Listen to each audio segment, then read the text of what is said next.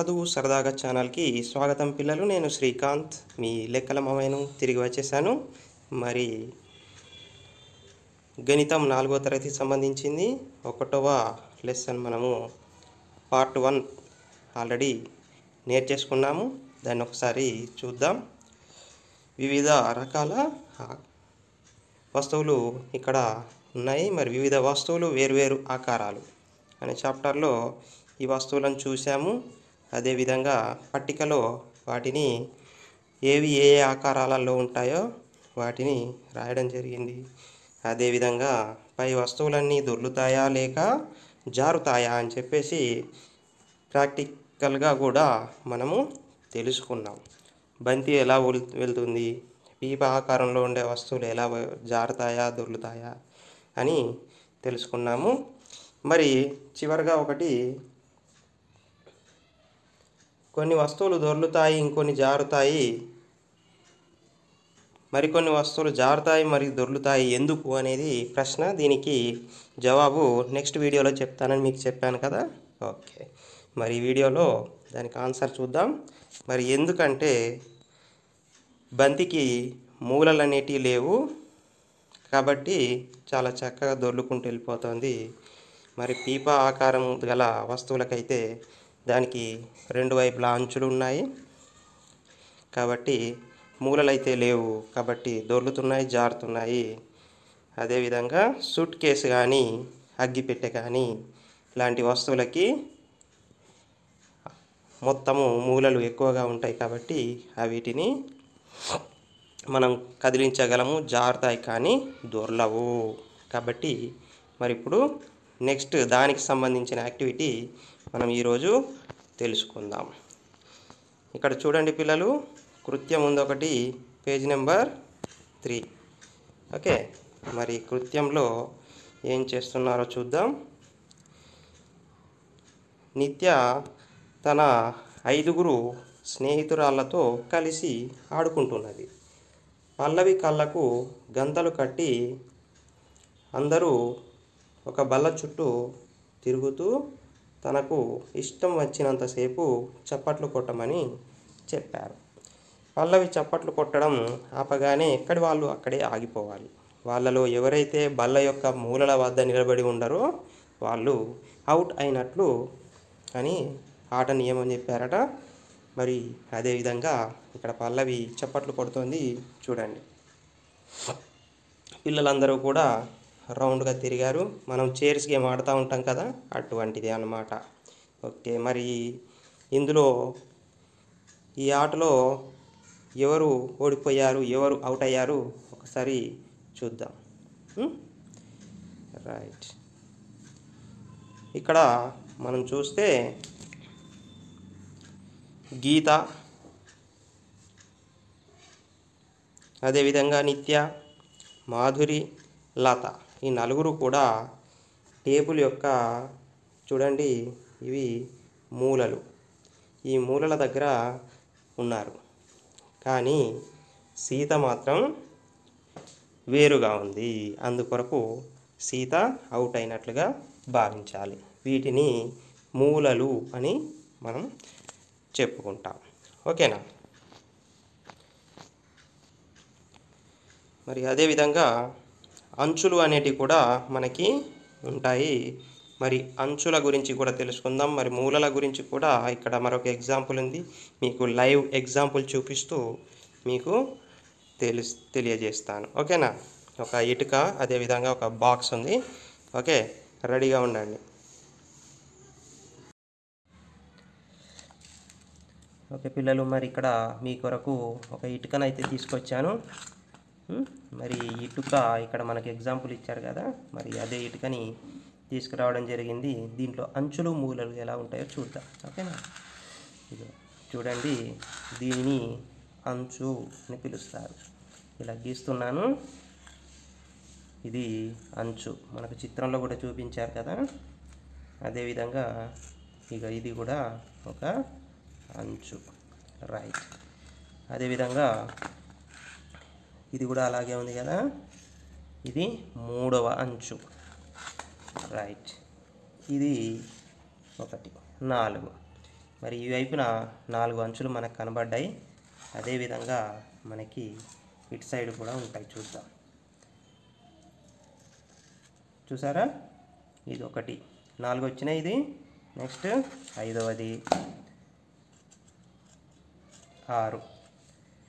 Next అదేవిధంగా ఈ వైపు తిప్పితే 7,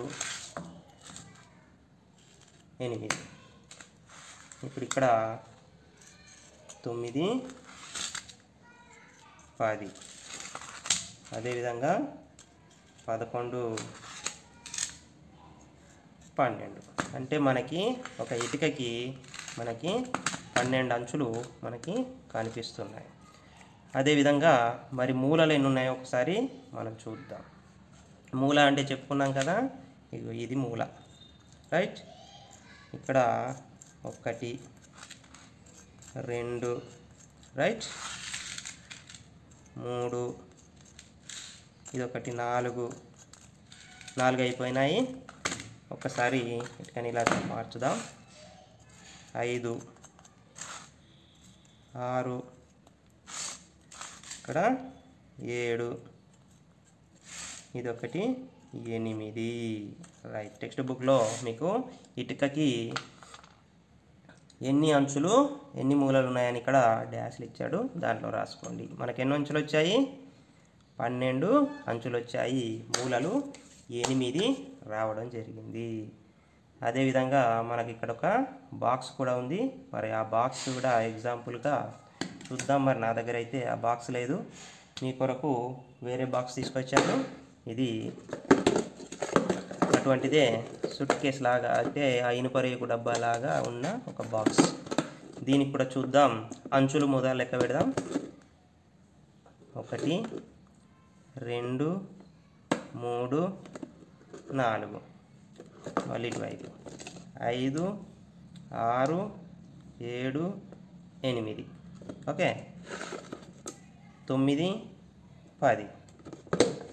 మళ్ళీ ఇటువైపు 11, 12 అంచులు అయితే సేమ్ ఇటుకకున్నట్టుగానే కనిపిస్తున్నాయి.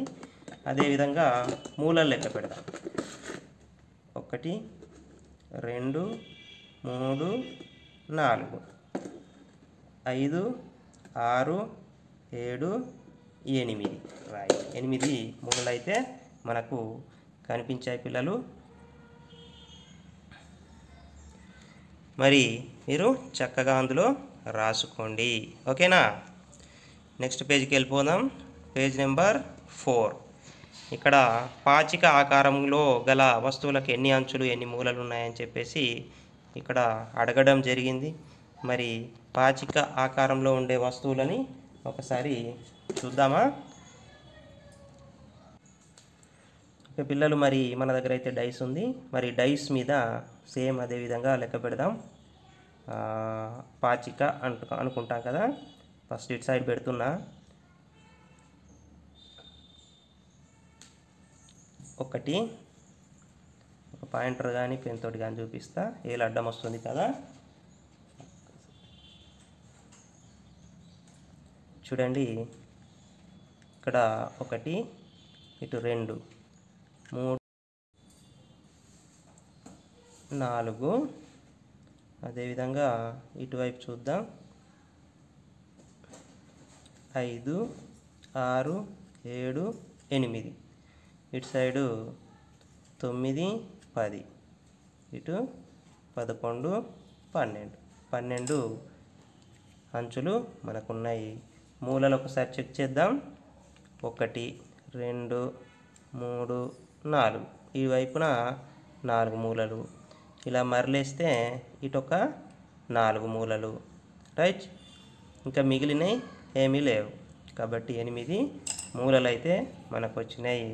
ఇప్పుడు నెక్స్ట్ ఐటమ్ తీసుకుందాం. మరి నెక్స్ట్ ఆకారం కింద ఈ పక్కన ఉన్నది మీరు చేసేసుకోండి. అంచు మూల క్యాట్ బొమ్మ ఉంది కదా, అది మీరు చేసి హోంవర్క్ కింద రాసుకోండి.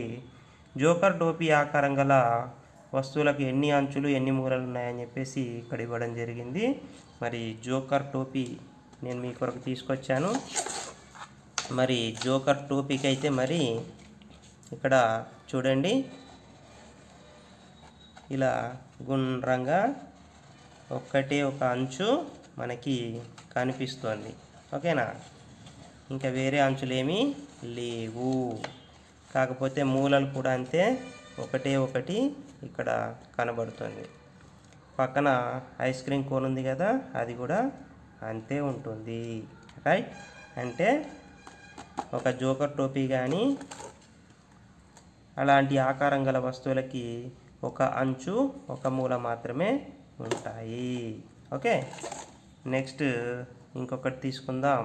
నెక్స్ట్ పేజ్ నెంబర్ 4లోకి వెళ్ళిపోదాం. 4ఏనా?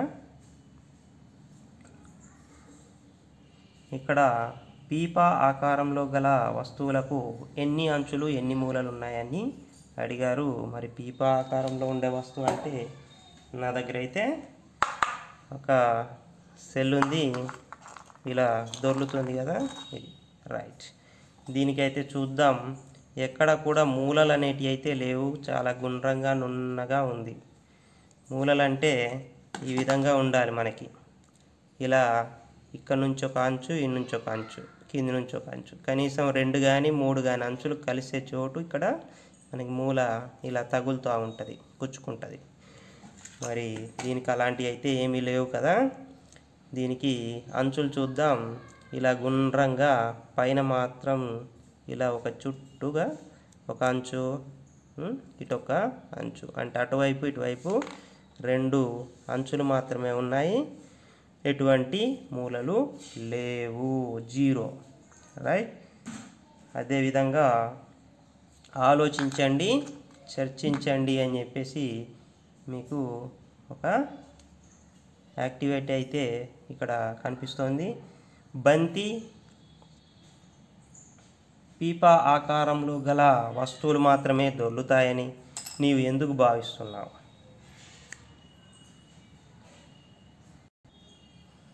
అని చెప్పేసి ఇక్కడ మీకు ఆలోచించండి, చర్చించండి అనే ఒకటి ఉంది. మరి ఆలోచించండి, అదేవిధంగా మీ పిల్లలతో కలిసి, తోటి పిల్లలతో కలిసి చర్చించండి. చర్చించితే మీకు దీనికి సంబంధించిన ఇప్పుడు మనం చెప్పుకున్న అంచులు మూలలకు సంబంధించిన దాంట్లోనే మీకు ఆన్సర్ దొరుకుతుంది. ఓకేనా పిల్లలు? ఒకవేళ దీని గురించి నేను నెక్స్ట్ క్లాస్లో చెప్తాను. అప్పటి వరకు వెయిట్ చేయండి. నెక్స్ట్ వీడియో కోసం సబ్స్క్రైబ్ చేయండి, లైక్ చేయండి, షేర్ చేయండి. నోటిఫికేషన్ కోసం గంట సింబల్ని ప్రెస్ చేసి వెయిట్ చేస్తూ ఉండండి. Okay, bye.